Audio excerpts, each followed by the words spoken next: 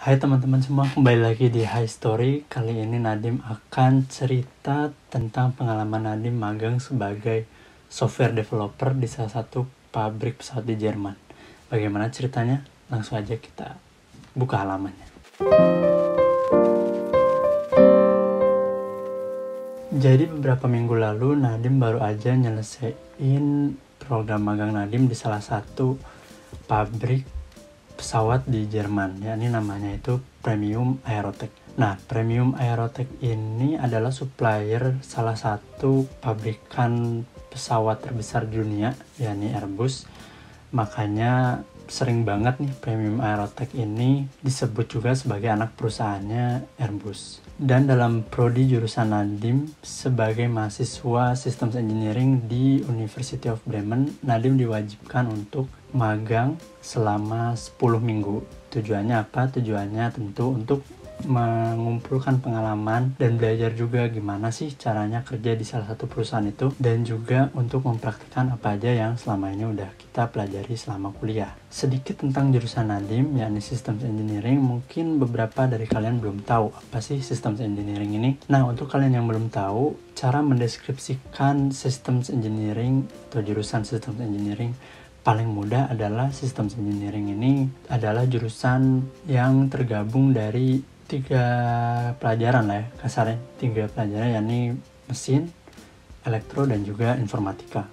Atau kalau misalnya paling gampang, Systems Engineering tuh bikin apa sih? Bikin Iron Man kayak gitu. Karena di situ ada mesinnya, ada elektroniknya juga, terus ada interaksi dengan Jarvisnya itu, yakni dengan informatika. Nah, itulah kenapa Nadim tertarik untuk ngelamar untuk magang ke Premium Aerotech. Selain emang tertarik dengan dunia aviasi, Nadim juga tertarik gimana sih kinerja orang-orang yang terjun langsung ke dunia aviasi tersebut. Dan yang menariknya lagi, mereka membuka lowongan untuk software developer. Jadi Nadim penasaran kira-kira apa sih kerjanya seorang software developer di pabrik pesawat. Dan buat kalian yang belum tahu software developer itu, ya kira-kira software developer itu orang-orang yang ngurusin software atau orang-orang yang bisa bikin app dan lain-lain kayak gitu. Nah, pada awalnya Nadim ditawarin pekerjaan ini sebagai anak magang, Nadim kira Nadim tuh bakal masuk ke departemen IT, karena kan memang pabrik pesawat ini banyak banget ya departemennya. Dan awalnya karena Nadim daftar sebagai software developer, Nadim kira Nadim bakal masuk ke departemen IT. Ternyata enggak, malah mereka bilang Nadim itu masuk ke departemen yang umurnya ini masih muda, yakni departemen digitalisasi. Sebagai yang kalian tahu, memang sekarang digitalisasi itu lagi gencar-gencarnya. Dan yang lebih menarik lagi, mereka bilang ke Nadim kalau Nadim adalah orang pertama yang bakal magang di departemen tersebut sebagai software developer. Sedikit beban ya, bukan sedikit, malah beban banget sih. Dan departemen digitalisasi ini sebenarnya orang-orang yang ada di dalam situ belum banyak mengimplementasikan sesuatu. Jadi mereka itu kebanyakan baru bikin konsep dan ide gimana caranya mau mendigitalisasi pabrik tersebut. Nah, kenapa orang-orang ini baru konsep dan ide? Kemana aja sih mereka selama ini? Jadi si departemen digitalisasi ini yang ada di Premium Aerotech itu, departemen ini terdiri dari banyak orang dari berbagai macam departemen. Ada yang dari departemen konstruksi, ada yang dari quality management, dan juga ada yang dari IT tentu ya. Dan kebanyakan orang-orang yang mengisi departemen ini adalah orang-orang muda. Karena dikesibukannya di departemen masing-masing, maka mereka belum bisa banyak berkontribusi di departemen digitalisasi ini. Singkat cerita, Nadim pun menjalani hari pertama Nadim di perusahaan ini, di Premium Aerotech GmbH. Tapi seperti biasa, tentu di hari pertama ini baru perkenalan tentang perusahaan aja, terus kenalan juga dengan rekan kerjanya, lalu dapat hardware untuk bekerja dan lain-lain, kayak laptop dan lain sebagainya. Dan ditunjukin tempat kerja Nadim juga. Dan yang menariknya, tempat kerja ini mirip-mirip kayak startup yang biasa Nadim lihat di media sosial gitu ya. Dan yang paling mengagetkannya lagi adalah dari beberapa orang yang kerja di departemen tersebut, disebutlah ada 10 orang yang kerja di departemen tersebut, itu nggak ada yang bisa programming, atau malah nggak boleh programming karena itu bukan desk jobnya mereka. gitu, untuk programming. Tapi memang gak banyak juga yang bisa programming, dan sebelumnya juga belum ada gitu orang yang kerja sebagai software developer di departemen tersebut. Jadi Nadim adalah software developer pertama yang bekerja di departemen tersebut gitu ya, atau malah mungkin di pabrik tersebut. Nadim kurang tahu juga. Jadi sebenarnya cukup memusingkan dan cukup paradoks juga gitu ya, karena tujuan Nadim magang itu adalah untuk belajar gimana sih kerja sebagai software developer, tapi sayangnya Nadim nggak nemuin orang yang sudah bekerja sebagai software developer di perusahaan tersebut. Jadi sayangnya Nadim nggak punya mentor secara langsung. Nah, lalu gimana kerjanya? Kan ini jadi pertanyaan banget kan. Di minggu pertama itu Nadim rapat dengan rekan kerja di departemen digitalisasi ini, dan mereka ngasih tahu gitu ke Nadim apa aja yang mau mereka kerjain. Ini. Sayangnya Nadim nggak bisa ngomongin banyak ya tentang proyek, padahal proyeknya sangat menarik, tapi itu masuk ke rahasia perusahaan, jadi Nadim nggak bisa banyak cerita di sini. Tapi yang bisa Nadim kasih tahu adalah secara general mereka pengen mendigitalisasi perusahaan tersebut. Jadi kasarnya semua hal yang selama ini dikerjain di atas kertas, semua yang harus print terus tanda tangan ini itu akan digitalisasi. Jadi kita nggak bakal pakai kertas lagi, kita alihin semua ke app atau ke aplikasi gitu, atau ke software kayak gitu.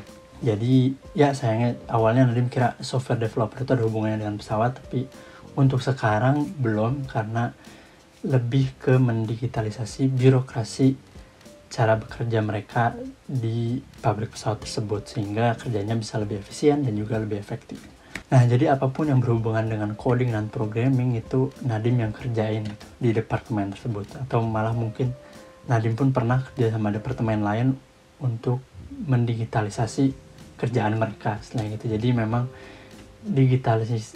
departemen digitalisasi ini bekerja sama departemen lain untuk mendigitalisasi kerjaan-kerjaan mereka.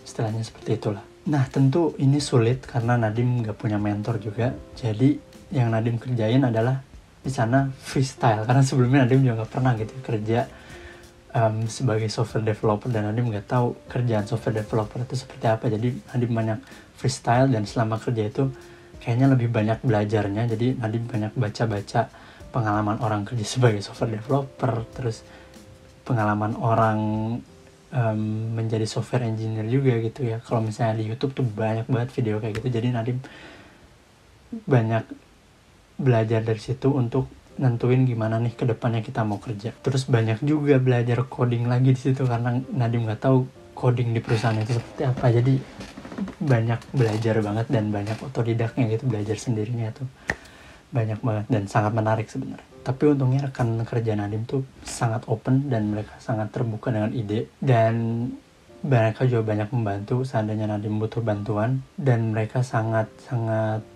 jadi itu adalah pengalaman yang sangat menarik lah selama Nadim ada di sana. Nah, jadi apa sih yang berhasil Nadim lakuin selama menjadi anak magang di sana? Sebagai satu-satunya software developer, atau mungkin software developer utama yang ada di departemen tersebut, tentu Nadim banyak mewariskan code yang mungkin kedepannya bisa dikembangkan atau bisa diubah juga oleh teman-teman penerus, mau itu sebagai anak magang juga atau sebagai software developer full time. Karena Nadim lihat setelah Nadim keluar, departemen Nadim banyak membuka lowongan sebagai software developer, karena mungkin tahu satu orang itu bakal lama banget kerjanya, apalagi ngerjain proyek yang bakal banyak banget, karena mereka harus mengejar ketinggalan digitalisasi, karena udah banyak banget gitu pabrik-pabrik dan perusahaan yang udah mendigitalisasi perusahaan mereka, sedangkan ini software developer aja baru nemu satu istilahnya gitu. Jadi banyak banget yang harus dikejar. Jadi Nadim mewariskan code-code itu, dan tentu Nadim juga banyak banget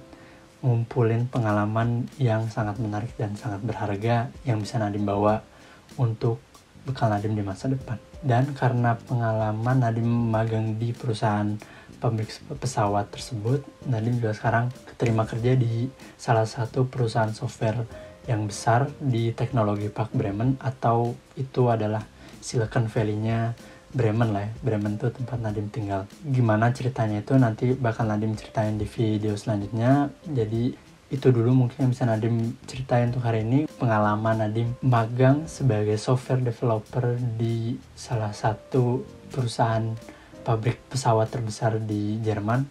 Sekian dari Nadim, mungkin sampai bertemu di High Story selanjutnya. Thank you yang udah pernah nonton. Jangan lupa untuk subscribe. Nah.